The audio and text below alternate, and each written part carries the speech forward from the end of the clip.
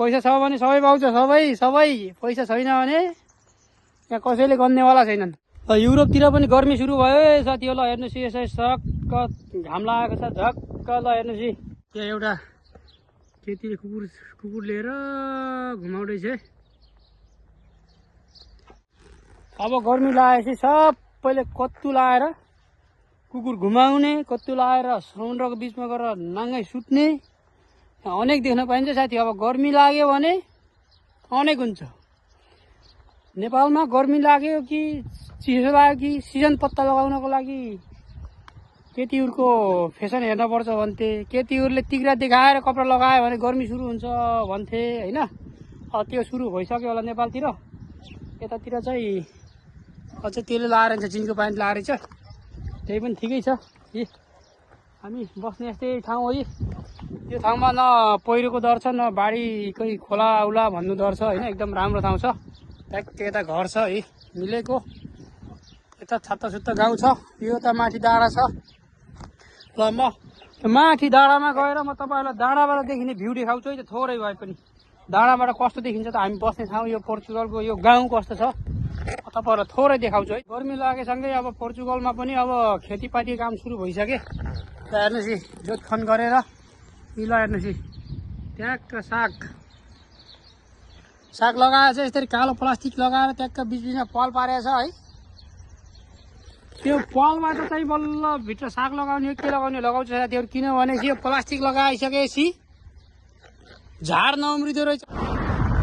अब म त्यो माथिको देखेको डाँडामा जान्छु। त्यो डाँडा त उतातिर पनि गाउँ छ, उता पल्लो साइड गाउँ छ। त्यो गाउँ पनि देखाउँछु आज। चर्चमा पनि घन्टी हुन्छ भन्ने कुरा मैले यही युरोपमा आएर थाहा पाएँ। हेर्नु त है सलक्कै त्यहाँ कत्रो गएर घन्टी छ। हेर्नु त है यो प्लसको चिन्ह, यो क्रिस्चियन घन्टी, चितिक्कको घर ट्याक्क डाँडामा। त फाइनल्ली म डाँडामा आइपुगेँ साथीहरू। अब ट्याक्क ल हेर्नुहोस् यो सिसा लगाएको ठाउँमा गएर मैले तपाईँहरूलाई यहाँबाट देखिने गाउँ भ्यू देखाउँछु। यहाँ यो रुखहरूले अलिकति छेक्दो रहेछ। यो डाँडा हो होइन। यो डाँडाबाट जताकतै एकदम टाढा मजाले देख्न सकिन्छ। अब गर्मी सुरु भयो साँझ पख यहाँ धेरै मान्छेहरू जम्मा हुने शीतल हावा खाने ठाउँ हो यो। ट्याक्क यहाँ आइसकेपछि ल हेर्नु है त सर यो गाउँ। ल हेर्नुहोस् आमा ल हेर्नुहोस् यस्तो खालको गाउँ छ। ट्याक्क यतातिर देख्नुभयो यो सानो बजार हो। यो हामी गाउँमा बस्ने काम बजारमा पाइँदैन। कम्पनीहरू गाउँतिर हुँदो रहेछन्। गाउँमा बस्ने अब हाम्रो नजिकमा पर्ने बजार हो। यतातिर यहाँतिर झारले छेकेको छ। यतातिर मार्केटहरू छ होइन। यो बजार टक्क यो बजार यहाँ सबै कुराहरू पाउँछ, सामान्य कुराहरू। र फाइनल्ली नेपालमा हावाबाट बनेको बिजुली, हावाबाट बिजुली निकाल्ने भनेर धेरैजनाले कुरा गर्छन्। हामीले सुनेको हो होइन। औ त्यो पारीको डाँडामाथि सेतो देखिन्छ यत्तिकै देखिँदो रहेछ होइन। म तपाईँलाई जुम गरेर देखाउँछु त हावाबाट बिजुली निकाल्ने कसरी निकाल्दो रहेछ भनेर। म यो मेरो मोबाइलले कति भ्याउँछ मेरो क्यामेराले म त्यति निकालेर देखाउँछु है त तपाईँहरूलाई। ल हेर्नु है त हेर्नु साथीहरू हावाबाट निकालेको बिजुली। यताबाट आँखाले पनि अलि भिन्न त्यो खाल के हो यो पनि सायद त्यही नै होला। हेर्नु यतातिर ल हेर्नु त सरर हावा चलेको घुमेको छ होइन। यही हो साथीहरू हावाबाट निकालेको बिजुली। यो धेरै टाढा छ, यहाँबाट धेरै टाढा छ। आँखाले अलि भ्याउन गाह्रो छ। क्यामेराले हल्का ल्याउँदो रहेछ। ल हेर्नुहोस् यो खेल्ने ठाउँ हो। बालुवामा भलिबल खेल्दैछन् साथीहरू होइन। यतातिर फुटबल खेल्ने मान्छेहरू यतातिर। उतातिर त्यो सेतोमा खेल्ने चाहिँ बालुवा हो। त्यो बालुवामा भलिबल।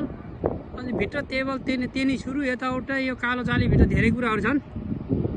ल साथीहरू यतातिरको भ्यू चाहिँ देखिहाल्नु भयो। सर्लको यही हो टक्क देखिने। अब यतातिरको यो डाँडा पोरीको चाहिँ म अर्को साइडतिर गएर म देखाउँछु है त।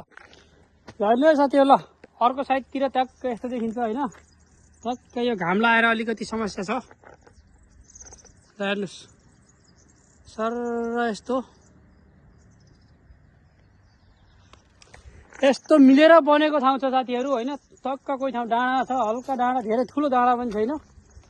त्यहाँ कोही ठाउँ सम्म ठाउँ छ र कुनै ठाउँबाट खोला बगेको छ सानो खालको, जस पानीले डुबाउने ठाउँ पनि छैन र पहिरोले च्याप्ने ठाउँ पनि छैन। बस्नलाई एकदम राम्रो खेतीयोग्य जमिनहरू हुन् यिनीहरू होइन। पैसा छ भने सबै पाउँछ, सबै। पैसा छैन भने यहाँ कसैले गन्नेवाला छैनन्। यस्तो ठाउँ हो कि यो छोराहरूलाई कहाँ बस्छस् भन्दा बाउको घरमा बस्छु, मेरो घर बनाएको छैन, घर किने छैन भन्ने ठाउँ है साथी हो यो। यहाँ हामीले नेपालमा यो मेरो बाउको सम्पत्ति, यो बाजे सम्पत्ति, यो मेरो हो भन्छौँ, तर यहाँ चाहिँ त्यस्तो छैन।